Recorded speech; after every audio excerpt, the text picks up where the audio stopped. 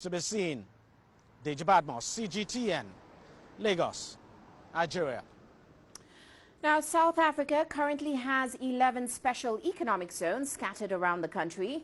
However, their capacity to make a difference to South Africa's economic growth prospects hasn't matched expectations, as Angela Coppola now reports. The government has spent 20 years developing and implementing their special economic zone strategy. The problem with it is that they have chosen the wrong model of SEZs. Instead of using them as a labor-intensive, export-oriented industrialization tool, they've used them as a regional development tool on capital-intensive industries where South Africa does not have a competitive advantage. At the moment, South Africa's current proclaimed zones are very similar to the rest of the economy. Essentially, there are publicly financed industrial parks with some subsidized infrastructure and factory or office space. Employment was one of the key drivers of the policy intervention. It hasn't succeeded.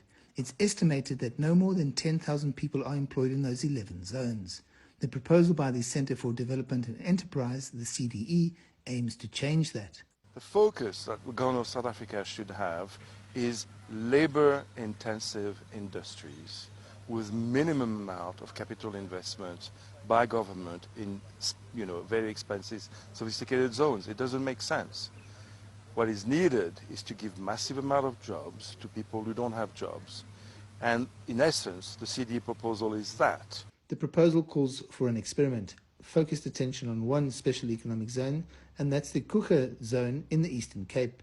It would comply with basic health and safety standards, but it would allow individual factories to negotiate with their workers about piecework, about hours of work, and a range of other things. They would pay the national minimum wage, and we are requesting that the expanded tax incentive for first-time workers is expanded to all workers.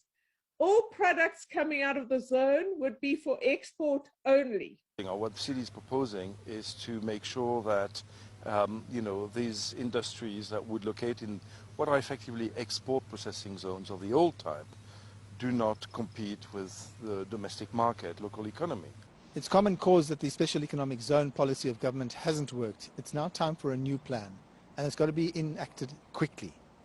I'm Angelo Coppola for CGTN.